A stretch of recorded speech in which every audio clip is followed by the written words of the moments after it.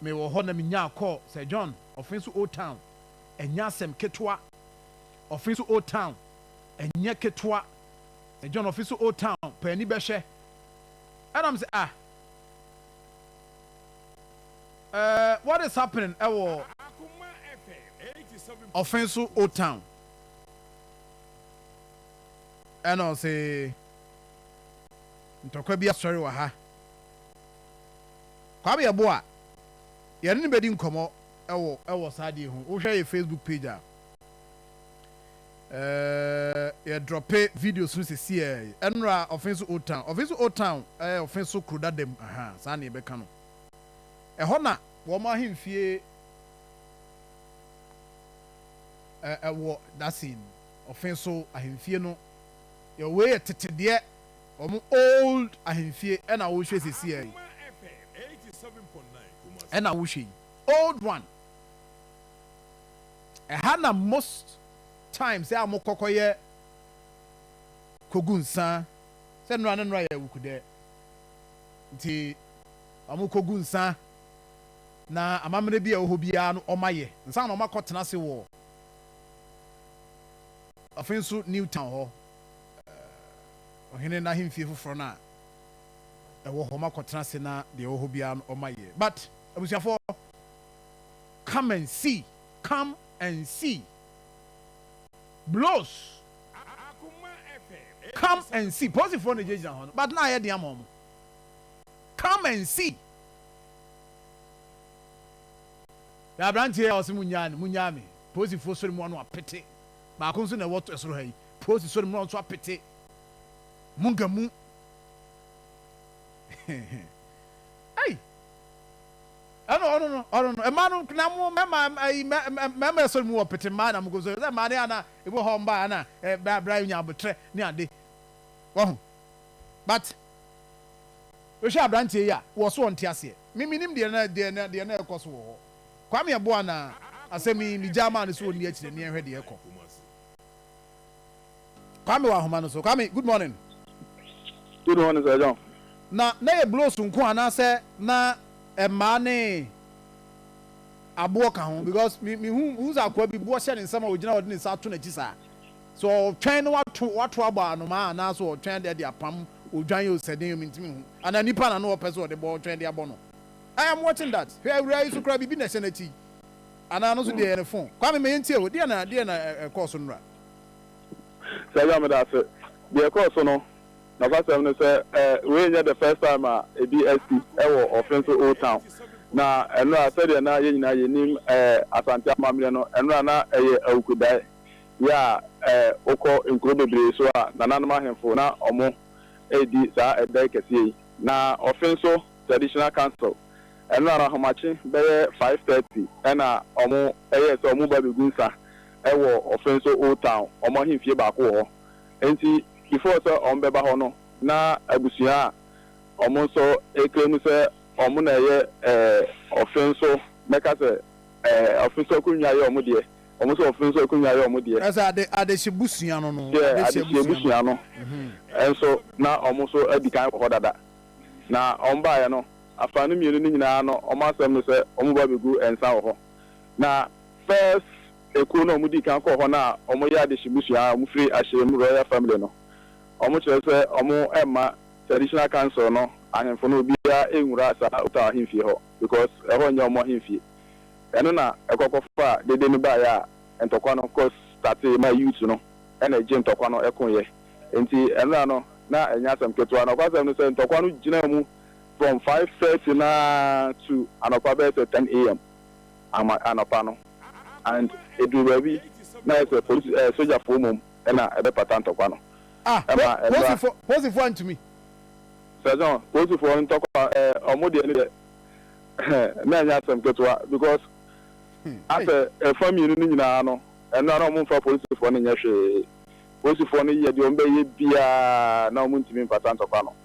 wapim se soldier for eba oni se sa basa we start here e Offinso area ho no normally na ya na soldier for no omo tai ekoda area ho se de be make sure se basa bia ento aso e ho enti BBC ye na fast omo duro ho BBC ya na fast omadu ho na kwasem no say eme police fo a omo eba ho senka omo behwe ma situation akofo no omo ye ya mo ntimi omo ye police a omo wo Offinso kroma nkata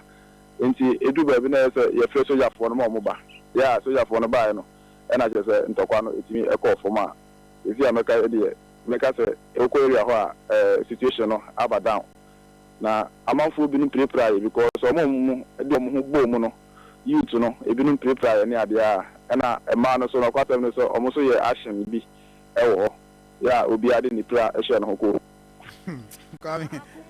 ama so obi ade ni pra ehye no ho akofie e ba say ni da because enye first time ABC obe kaya last year awukuderi sa eno so ABC anopa bi ende na me ya me wo fie ona na bros no nam nkofo aso ho ne ade ena ade no eno so esiye enti ade a se omu hia sa na omu di boma wa obepira no na se odo pressure ho na do ko fie se hospital so na obekwa na ode ko sa na aye ena we no so ekokosi ade tie no se police phone timi make any arrest enchi obi anfo obi anko ba bia ende wom no anti abrantie ya omde ne bayi o hwe video na me Offinso no me nim honti no ya na mpese me hwe o manim yi na ba hunde meka post inti no post for ba so ma me so omde abrantie ba ko nti o anti obi a so lo manchi obi anfo obi anko omo seso pata no be pata e omo pata omo so mu a na omo kasa a kire wa na ze omo pe ba bi di wafa na okofie but ebi no ha na omo kokko no wo so nti no se ebi a obi kura gina ba ebi na oka asem na itia na otime ko tu so ni pa no twede ene ade a nti story no ne se na nananom ba ba ya amamre because enra ya wukude nti on ba ya amamre anopa no na so makotena se na o makotena se wo Newtown ho sabe fe eno na omo ba ya amrantie bi se omo ye asirem abusuafo se omo ma nananom ema meye amamre no eno ani omo to kona ni hey na sasem we anyway what dey kwame we no aibia ni akire bio what dey me mfa be na be se ehwe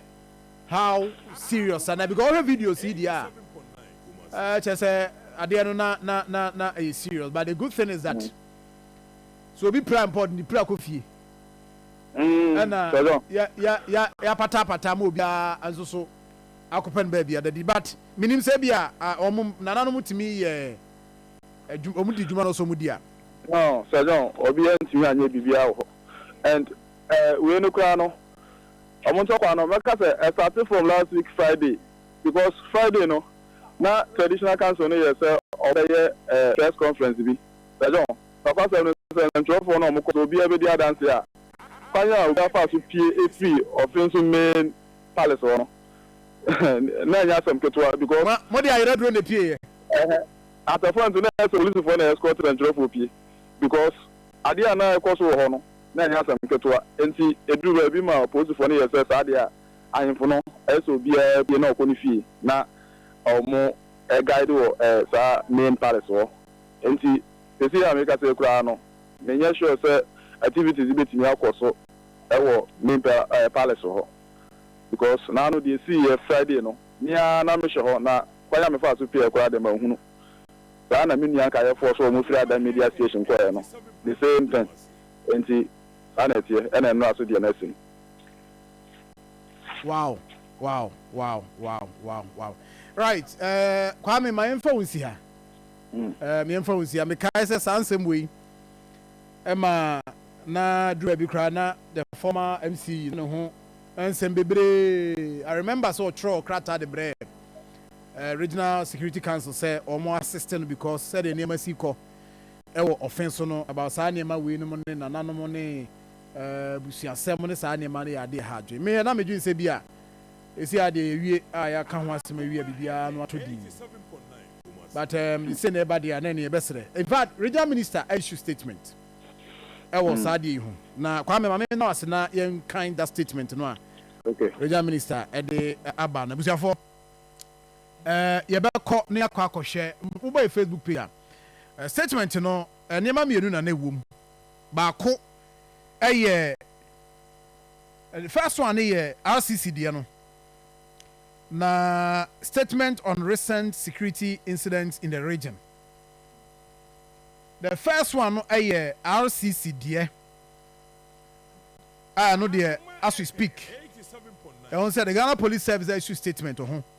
I'm taking action. Number 2, item number 2, a mob action in Offinso. And said the Kwame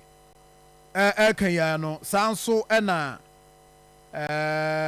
statement in eka na the regional minister say we're tasking the investigating and the other bodies within the Ghana police to make sure say na taking action against anyone yebeso ni mu e wo saade ho na I say more available evidence betimi aboa ama investigation akoso nti that is that ewo Offinso de eno no na Kwame enso so ama yen exclusive pictures and videos eno so eboa yen